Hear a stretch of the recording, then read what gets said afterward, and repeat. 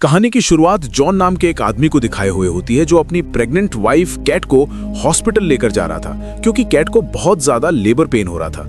उसे व्हीलचेयर पर operation room में ले जाया जा रहा था, जबकि जॉन एडमिशन की फॉर्मेलिटी पूरी करने के लिए वहीं पर रुक जाता है। अचानक रास्ते में कैट को ब्लीडिंग होने लगती है, जिससे वो बेहोश हो जाती है।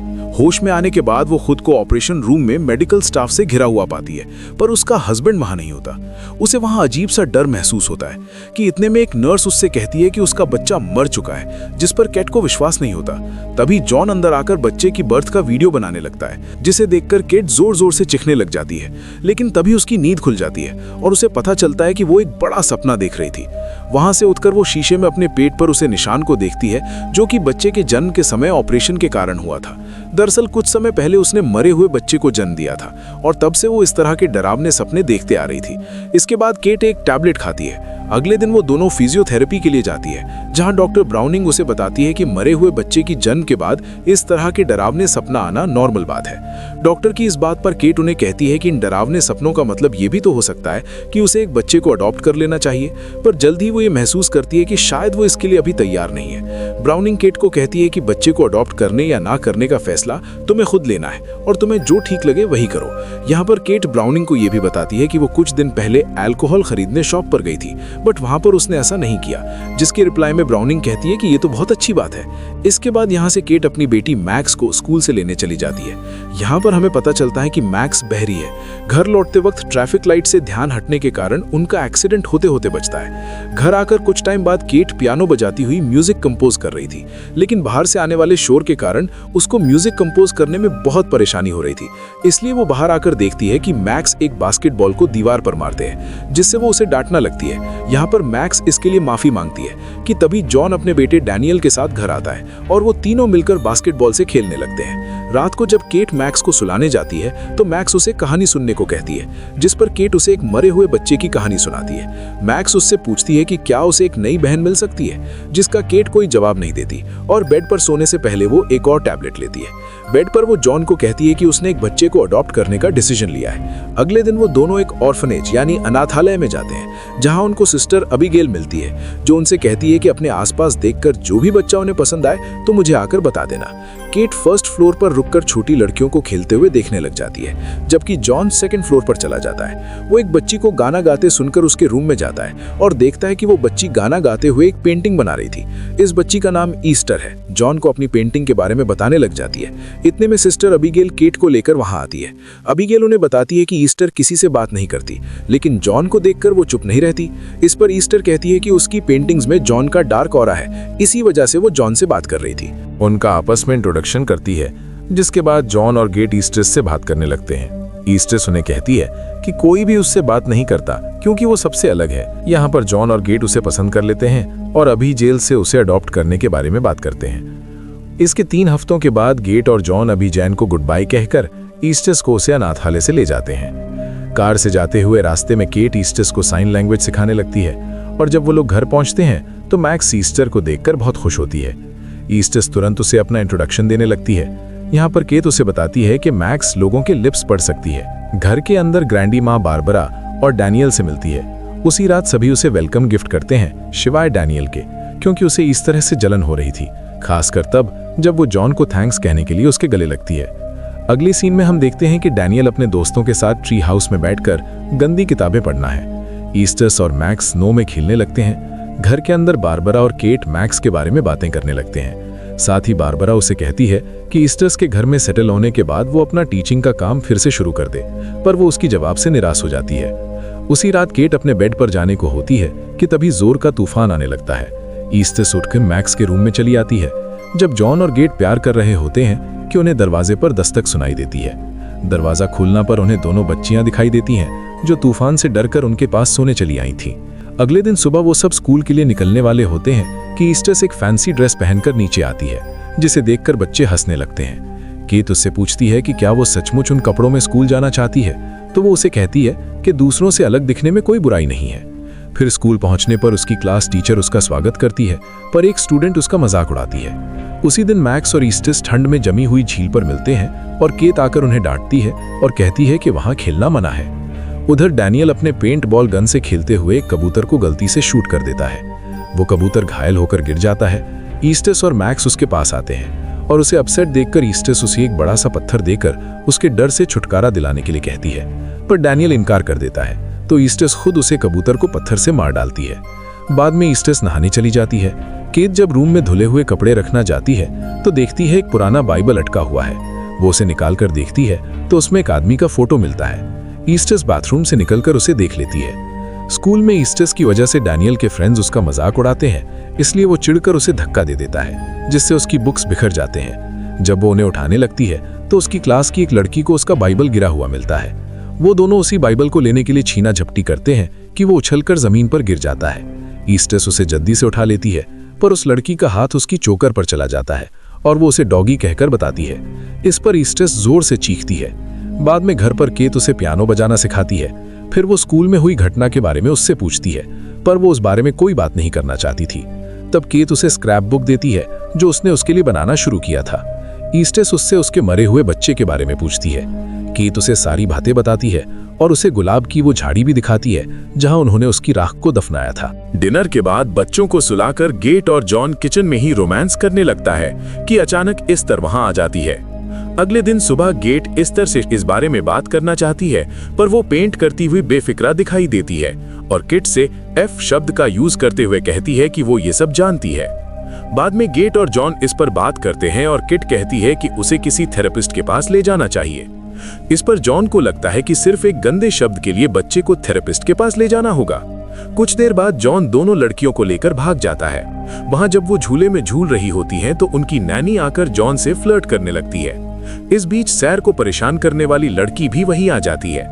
एस्तर का ध्यान उनकी नैनी और जॉन की तरफ रहता है, लेकिन स्टार की दुश्मन को एस्तर से डर लगता है। वो खेलने के लिए कैसल में जाने से पहले एस्तर की तरफ देखती है। वो जब स्लाइड से नीचे जाना चाहती है तो एस्तर अचानक उसे धक्का देकर गिरा देती है, जिससे उसका पैर टूट जाता है। मैग्स सब देख लेती है।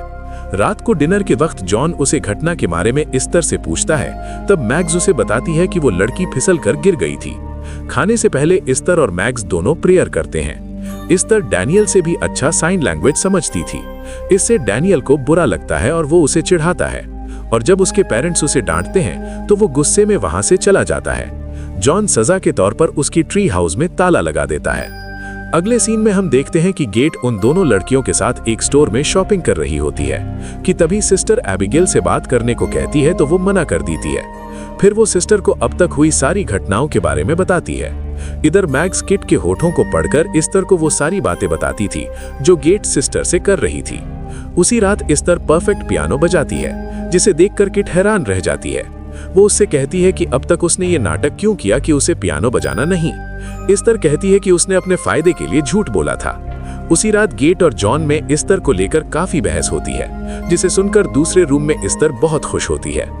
एक दिन सिस्टर एबिगेल उनके घर आती है और वो गेट और जॉन से एस्तर के पेस्ट के बारे में कुछ बातें बताती है कि उसने पहले भी कुछ बच्चों को चोट पहुंचाई थी, पर उसके खिलाफ पुख्ता सबूत ना होने की वजह से वो श्योर नहीं है।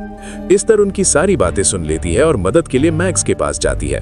वो उससे कहती है कि अगर उसने उनकी मदद नहीं की तो वो बुरी औरत उसे वापस ले जाएगी। इधर गेट को एबिगेल की बातें सही लगती हैं, जबकि जॉन को लगता है कि वो ओवर रिएक्ट कर रही है। किट उसे थेरेपिस्ट के पास ले जाने को कहती है, जिसे जॉन मान लेता है। एस्तर मैग्स को ट्री हाउस की चाबी लाने के लिए कहती है और सेफ से जॉन की गन निकाल लेती है। वो उसे गन से एक को छोड़कर बाकी सब बुलेट्स निकाल लेती है। उसी गन को मैग्स के ऊपर पॉइंट करती है, जिससे वो बुरी तरह डर जाती है। अब हम देखते हैं कि सिस्टर जब अपनी गाड़ी में उनके घर से निकलती है, तब एस्तर मैग्स को एक ब्रिज पर ले जाती है और कहती है कि वो लोग उसे इतना डरा देंगे कि वो दोबारा यहाँ कभी नहीं आएगी। जैसे ही कार ब्रिज पर पहुंचती है, वो मैग्स को धक्का देकर सड़क पर गिरा देती है। एबिगेल की गाड़ी उसी पर चढ़ना ही वाली होती है कि वो गाड़ी मोड़कर उसे बचा लेती है। मैग्स को रोता देखकर वो उसे उठाने जाती है, तभी एस्तर उसे पर हथौड़े से हमला कर देती है और उसे रोड से हटाने के लिए मैग्स से हेल्प करने को कहती है। वो दोनों उसे रोड से लुढ़काकर नीचे गिरा देते हैं, पर एबिगेल अभी भी जिंदा होती है, इसलिए एस्तर उसे हथौड़े से मारकर खत्म कर देती है। फिर वो दोनों ट्री हाउस के अंदर जाते हैं, जहां एस्तर अपने खून लगे कपड़े और हथौड़े को छुपा देती है। वो मैग्स को कहती है कि अब वो दोनों बहन बन जाएंगी। अगर उसने इसके बारे में किसी को भी कुछ बोला तो वो लोग उसे भी उसकी मदद करने के जुर्म में उसके साथ जेल भेज देंगे। वो मैक्स को ये भी कहती है कि वो उसे प्यार करती है। डैनियल उन्हें ट्री हाउस से उतरते हुए देख लेता है और स्टार भी उसे देख लेती है। और दूसरा दिन स्टार एक धारदार चाकू के साथ उसकी रूम में आती है और उसे किसी को कुछ ना बोलने के लिए धमकाती है। वो बहुत डर जाता है और डर की वजह से डैनियल का पेशाब निकल जाता है। इधर सीन शिफ्ट होता है जिसमें जॉन और केट ईस्ट को लेकर थेरेपिस्ट ब्राउनिंग के पास जाते हैं। जब स्टार बाहर इंतजार कर रही होती है, थेरेपिस्ट उनसे कहती है कि ईस्ट के साथ कोई समस्या नहीं है, बल्कि समस्या केट के साथ है। वो कहती है कि केट को तीसरी बार मां ना बन पाने के कारण एक अधूरापन महसूस होता है, जिसे वो ईस्ट पर निकालती है। जॉन उसकी बातों से सहमत होता है। जब वो वापस घर आते हैं तब केट को ऑर्फनेज से कॉल आती है और वो बोलती है कि उनके यहाँ जाने के दिन से ही सिस्टर अबीगेल वापस नहीं लौटती है। पुलिस उनकी तलाश करती है और उन्हें उनकी बॉडी वहां मिलती है जहां ईस्ट ने उसे छोड़ा था। पुलिस ऑफिसर केट और जॉन से बात करते हैं, पर वो कहते हैं कि उन्हें किसी पर कोई शक नहीं है। इधर ईस्ट अपने रूम में अपने एक्वेरियम की लाइफ को ऑन और ऑफ कर रही होती है, जिससे उसकी बनाई हुई पेंटिंग जो उसने इस घर और फैमिली के लिए बनाई थी और डरने लगती है। इन घटनाओं से परेशान होकर केट ईस्टर बच्चों के बारे में ऑनलाइन सर्च करती है और जो कुछ भी उसे पता चला है वो उसे जॉन को दिखाती है। वो फिर से सहमत नहीं होता है। इस पर वो कहती है कि अब वो दोबारा डॉक्टर ब्राउनिंग के पास नहीं जाएगी। केट ईस्ट को लेकर चिंतित रहती है और वो कहती है कि वो रशिया की ऑर्फनेज से कांटेक्ट करेगी जहां से ईस्टर आई है। जब वो कॉल करती है तो उसे पता चलता है कि उनके पास ईस्ट नाम की किसी लड़की का रिकॉर्ड नहीं था। अगले दिन जॉन ईस्ट को डेंटिस्ट के पास ले जाने के लिए उठाने आता है, पर वो जाना नहीं चाहती थी, इसलिए वो उसे दूसरे दिन ले जाने का वादा करता है। फिर वो दोनों सारा दिन साथ में पेंटिंग करते हुए बिताते हैं। ईस्टर से कहती है कि वो उसे पसंद नहीं करती है। इस बीच केट दूसरे बच्चों को स्कूल छोड़ने जाती है और उनसे ईस्टर के बारे में पूछती है। वो दोनों झूठ बोलते हैं कि उसने कभी कुछ गलत नहीं किया है। उसी रात ईस्ट किचन में केट से कहती है कि वो उसके लिए कुछ गिफ्ट लेकर आई है। फिर वो उसे गुलाबों का एक गुलदस्ता देती है जो उसने तोड़ा था, जहां ईस्ट की बेटी रख पड़ी थी। ये देखकर केट अपसेट हो जाती है और उसे जोर से पकड़कर झंझोड़ देती है। इस पर जॉन कहता है कि ये उसकी गलती थी। इसी रात ईस्टर गराज में जाकर अपना हाथ तोड़ लेती है। सोने के टाइम वो जॉन को बुलाती है और कहती है कि उसका हाथ बहुत दुख रहा है। जब वो चेक करता है तो देखता है कि उसका हाथ टूटा हुआ था। वो लोग डॉक्टर के यहाँ से लौटते हैं तो वो उसे अपने बेड पर सुला देता है। जब केट अंदर आती है तो वो उस पर नाराज होता है, पर केट कहती है कि उसने उसे इतनी जोर से नहीं पड़ा था। थोड़ी देर बाद वो एक लिकर स्टोर में जाकर 2 बोतल शराब की खरीदी है। वो थोड़ा पीने के बाद बाकी बची हुई शराब नाली में फेंक देती है। अगले दिन सुबह जब वो बच्चों को स्कूल छोड़ने जाती है तो कार से निकलते हुए डैनियल का बैग फट जाता है। केट उसकी मदद करने जाती है, पर तभी ईस्ट कार को चालू कर देती है, जबकि मैक्स उसके अंदर थी। केट कार के पीछे तब तक भागती है जब तक कार बर्फ के कारण रुक नहीं जाती। उसी रात जॉन के कहने पर डॉक्टर ब्राउनिंग उसके घर आती है और सुबह वाली घटना के बारे में चर्चा करने पर केट उससे कहती है कि उसने कार को पार्क किया था। मैक्स ईस्ट को बचाने के लिए झूठ बोल रही है।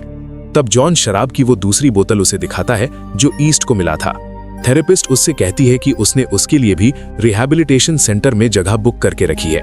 केट शराब वाली बात उसे सच सच बता देती है, पर वो लोग उसकी दोनों बातों पर विश्वास नहीं करते हैं। जॉन उससे कहता है कि वो कहानी बनाती रही है और उसे कहता है कि अगर वो 1 हफ्ते में रिहैब सेंटर नहीं गई तो वो उसे छोड़कर बच्चों को ले जाएगा। इस बीच ईस्टर मैक्स को डराती है कि अगर उसने उसके बारे में कुछ भी बोला तो वो उसकी माँ को गोली मार देगी। बाद में डैनियल जब मैक्स के रूम में आता है तो वो उसे अभिज्ञान को ट्री के बारे में सब कुछ बता देती है। वो कहता है कि वो ट्री हाउस से उसकी छुपी हुई चीज निकाल लेगा, पर ईस्टर ये सब सुन लेती है और चुपके से मैक्स के कमरे में जाती है। पर अचानक ईस्टर लाइट जल देती है। वो लोग उन घटनाओं के बारे में बातें करते हैं कि किस तरह से उसकी वो डायरी दिखाई है जो उसके पास थी, और उसे बताती है कि वो उसे पढ़ चुकी है, पर केट को उससे कुछ फर्क नहीं पड़ता। अगले दिन केट फिर से ऑर्फनेज में कॉल लगाती है, पर उसे कुछ पता नहीं चलता। तो वो ईस्टर के बाइबल को ढूंढते हैं जो कि उसे उसके महंगे खिलौने के बीच छुपा हुआ मिलता है। उसे उसके अंदर कुछ आदमियों की तस्वीर मिलती है। वो देखते हैं कि उसमें सैन इंस्टीट्यूट लिखा हुआ था और वो तुरंत उसे शब्द का अर्थ ऑनलाइन ढूंढने लगती है। और वहाँ से मिले नंबर पर फोन लगाने पर उसे पता चलता है कि वो कोई ऑर्फनेज नहीं बल्कि एक मेंटल हॉस्पिटल था। इस बीच डैनियल चुपके से अपने घर से निकलकर ट्री हाउस में जाता है ताकि वो ईस्ट द्वारा छुपी गई चीजों को निकाल सके। ईस्टर उसका पीछा करती है और सबूत पर पेट्रोल डालकर उसे जला देती है और डैनियल को उसे जलते हुए ट्री हाउस के अंदर लॉक कर देती है। वो अपनी माँ को पुकारता है, पर वो ईस्टर के बारे में छानबीन करने में बिजी रहती है। ट्री हाउस की छत पर चढ़कर डैनियल मदद के लिए चिल्लाता है। वो लकड़ी के एक बिन पर गिरता है और वहाँ से फिसलकर जमीन पर गिर जाता है। और इस तरह नास्टिया को देखते हैं कि अचानक उसकी नजर ईस्टर पर पड़ती है जो एक बड़ा पत्थर लेकर डैनियल को मारने जा रही होती है। मैक्सी उसे धक्का देकर दूर हटा देती है और इससे पहले कि वो और कोई नुकसान पहुंचती केट वहाँ पहुंच जाती है। डैनियल जिंदा रहता है। थोड़ी देर बाद वो सब हॉस्पिटल में होते हैं और डॉक्टर उन्हें बताते बताता है कि डेनियल को सीरियस स्नेक इंजरी हुई थी जिसके कारण उसे कुछ भी याद नहीं है। ईस्थर जॉन से डेनियल के बारे में चिंता जताती है। केट वो सारी बातें जॉन को बताती है जो उसने ईस्थर के बारे में पता किया था, पर वो अभी भी केट से सहमत नहीं होता है। जब वो लोग बहस कर रहे होते हैं तब ईस्थर डेनियल के रूम में जाती है। मैक्स को ईस्थर के बारे में सब पता था, इसलिए वो उसके पीछे जाती है। ईस्थर डेनियल के मुंह पर तकिया रखकर उसे दम घोंटकर मारने की कोशिश करती है और ये देखकर मैक्स भागकर अपने पेरेंट्स को बुलाती है। डेनियल के रूम का अलार्म बजने लगता है और डॉक्टर उसे बचा लेते हैं। केट गुस्से में ईस्थर को थप्पड़ मारती है, पर वहां मौजूद स्टाफ उसे पकड़ लेते हैं और बेहोशी का इंजेक्शन दे देते हैं। इस बीच उसका एक इंपॉर्टेंट कॉल मिस हो जाता है। बाद में केट जब नींद से जगती है तो तुरंत डेनियल के बारे में पूछती है। वो जॉन से रिक्वेस्ट करती है कि वो ईस्थर को मैक्स के पास ना रहने दे। उसी रात मैक्स अपना गुड नाइट कहने के बहाने अंदर आती है और उसका हियरिंग एड उठा लेती है। जॉन लिविंग रूम में बैठा शराब पी रहा होता है। तभी ईस्थर एक बड़ी औरत के जैसे कपड़े पहनकर उसके पास आकर उसके बगल में बैठ जाती है। जॉन को कुछ समझ में नहीं आता। ईस्थर उसे किस करने लगती है। इस पर जॉन उसे समझाता है कि वो उसे इस तरह प्यार नहीं करता जैसे वो अपनी पत्नी केट से करता है। जॉन उसे उसके कमरे में जाने को कहता है। तब वो उससे कहती है कि वो उससे इस तरह बात न करे जैसे कि वो कोई बच्ची हो। वो कहता है कि कल वो ऑर्फनेज फोन करके उसके बारे में बताएगा। ईस्थर डरकर अपने कमरे में जाकर रोने लगती है। इस बीच केट को सारनी इंस्टीट्यूट से एक डॉक्टर भरवा का फोन आता है जो ईस्ट को पहचानता था।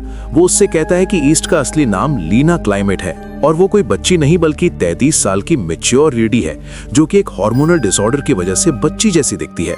वो केट से कहती है कि अपने परिवार की सुरक्षा के लिए वो उसे घर को छोड़ दे और पुलिस को फोन करे, क्योंकि ईस्ट हॉस्पिटल के सारे पेशेंट में सबसे वायलेंट थी और उसके गले और हाथ में कुछ निशान थे जो कि उसे काबू करते वक्त चुभे थे। डॉक्टर ने उसे बताया कि उसने कम से कम 7 लोगों को मारा था।